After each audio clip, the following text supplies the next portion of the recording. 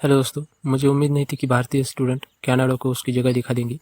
40% की गिरावट आई है in application from India for study permits to Canada, और ये बात सिर्फ सेकेंड हाफ 2023 की है।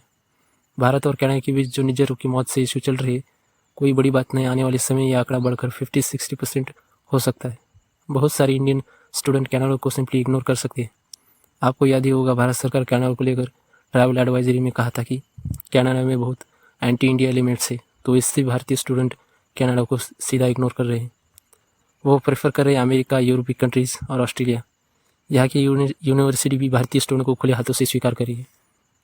फॉर्ब्स की इंडिया रिपोर्ट के अनुसार, और वैसे भी मैं देखूँ तो इंटरनेशनल स्टूडेंट वो कहाँ के भी हो, जैसे चाइना या फिर मिडिल ईस्ट या फिर दुनिया के दूसरे देशों से, ये सारी मिलकर 22 बिलियन का डॉलर्स का कंट्रीब्यूशन कनाडा की इकोनॉमी करते हैं। 22 बिलियन एक बहुत बड़ी अमाउंट होती है अपने आप में, और उसमें से 10 बिलियन डॉलर्स की एनुअल इंडियन स्टूडेंट कनाडा की इकोनॉमी में कंट्रीब्यूट करते हैं। How can imagine 10 billion dollars, मतलब इंडियन करेंसी में हुआ 80,000 करोड़ रुपए। ये अमाउंट लगातार बढ़ता जा रहा था।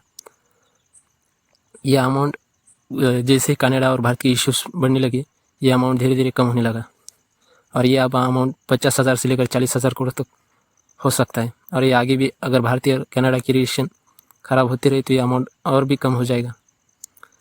वैसे ही कनाडा की इकोनॉमी बुरी कंडीशन में चल रही है। वहाँ का रियल एस्टेट सेक्टर भी नेगेटिव ग्रोथ से आगे बढ़ रहा है। ये 22 बिलियन डॉलर्स कनाडा को जो मिल रहे थे, ये ऐसा नहीं कि लोन या फिर इन्वेस्ट के लिए, ये आने वाली स्टूडेंट कनाडा को एक खुला कैश दे के जाती थी। इससे कनाडा की इकोनॉमी में एक बूस्ट मिलता था।